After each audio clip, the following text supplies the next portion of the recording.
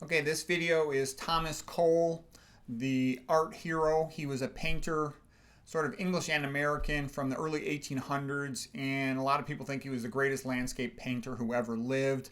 He's sort of one of the founders of the Hudson River School of Landscape Painting. And his paintings here are the course of civilization or the course of empire.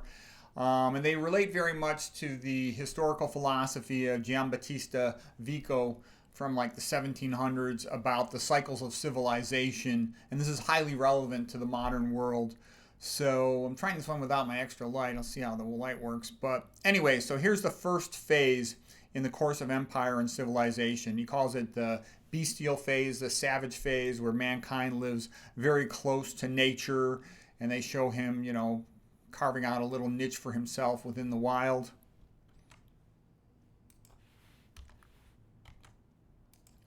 And then he has his act together a little bit better for making a more permanent home, raising a family. The family is the unit of society. Edmund Burke had described the family as a platoon of freedom. Okay, so they're self-sufficient. They have to be to live off the land and the lake and the little farming that they do. So that's the next phase in civilization.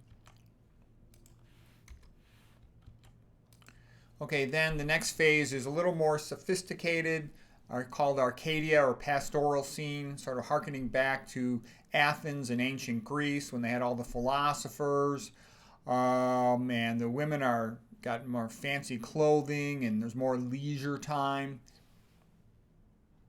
And everybody looks pretty happy and pretty well off. And now here is the architect's dream. So the architect is dreaming of the magnificent building he can design, potentially depending on the society, the churches or other buildings here. And this is the architect's dream, which is another painting of Thomas Cole. It's actually not part of the series, of course, of civilization, but it fits right in with it. And he was interested in also painting of architecture. Okay, now here is what is called the consummation, when civilization has reached its peak, its apex, its zenith, and the conqueror is marching through his arch of triumph. The city is rich. The people are celebrating and partying, and the fear is that they're perhaps becoming a little bit decadent. And hedonism and decadence weaken a society, sort of along the lines of the Brave New World theme by Aldous Huxley, written in the 1930s. That's one pathway to weakness. There's also the dangers that as people become a little more civilized and well-off financially, they start to overtrust their left brain, if you will. And it's a little bit of an overdoing of a Renaissance mentality whereby they can reject their religion. They can reject the philosophy upon which they were founded. And that's one of the things people complained about with the ancient Greeks, that Socrates and Plato were too critical of the old way of the heroes, of the great men of the Iliad and the Odyssey, who had helped build ancient Greek civilization, who had fought off the Persians, for example. And this will also come up in the play of the skepticism of the post-Reformation, where they're the Enlightenment, so-called Enlightenment, rejection of religion, and we'll see what that leads to. Okay, first of all, just talk a little bit about the people involved here. Giovanni or Giambattista Vico, 1668 to 1744. He was an expert on Roman history and other civilizations, and he wrote about the cyclical theory of history.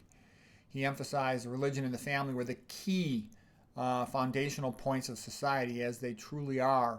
He wrote, talking about the bestial barbaric phase, we show that, then the age of gods and poetry, and they had try to explain the world around him. The thunder god like Zeus, primitive man fears thunder. For the ancient Greeks, it was theogony, the age of the gods by Hesiod. Then the age of the heroes, like the men who fought in the Iliad and the Odyssey. And he had heroes like Achilles, especially in the Iliad, and Odysseus in the Odyssey. And then next came the age of man. And this is more where there's more rationalism, but rationalism can quickly lead to relativism and a rejection of religion. And you can see this pattern in ancient Rome, the heroic republic, and a lot of the brave men thereof. And then the transitional figure would be Cicero for ancient Rome. And then once Rome started heading into its decadent phase, you had, the evil empires like emperors like Caligula and Nero and Commodus. The movie Gladiator featuring Commodus was a fantastic movie. Um, the nature of the people is at first crude. This is Vico again. At first crude, then severe, then benign. That's sort of like the golden age. Then delicate, decadent, and finally dissolute. Okay? Once reason becomes skeptical and critical, it will eliminate superstition and religion. And this is Vico again. However, the superstition and religion is what had created the energizing myth that was the glue that held society together. And this led to societal cooperation. This is just a pattern. You've seen this in ancient Greece. You've seen this in ancient Rome. You've seen this in Renaissance Italy. And sadly, it looks like the same pattern is repeating itself in the modern United States. It was the social cooperation that had enabled civilization to emerge in the first place. Now, Thomas Cole's paintings, they really fit well with Vico's cyclical theory of history. So his name of his paintings, Collapse of Empire or Collapse of Civilization. So Vico continues, when the energizing myth is replaced by barren intellectualism, society falls into decadence, and then it collapses or it is overrun from outside. What follows is a new barbarism, and the society will not restore itself until it reestablishes its faith in God. That's an important line. The society will not restore itself until it reestablishes its faith in God. You have to have God to fight off moral relativism and to get the people to be nice to each other and help each other. Otherwise, everything goes down the tubes. That's just the way it works. Vico noted, it doesn't matter what individuals think on their own. What matters is what society thinks, because that's a societal standard. Vico noted that after the fall of Rome was sacked by the barbarians, like in 476 AD, the Christian church had reestablished civilization with its age of God. And then the age of heroes was like chivalry with King Arthur and Charlemagne. Vico was concerned in his day, the 1700s, that the barren intellectualism of some of the Enlightenment philosophers like Descartes, etc., was going to lead to the collapse of Christian civilization, of Christendom. He was quite correctly worried about that. America had its age of gods with the Puritans, the age of heroes with men like the original George Washington in 1776, who was called Cincinnatus because he gave up his power to let men be free. And then other great men, heroic men like MacArthur, Patton, Chesty Puller, and whatnot. And now America is past that phase.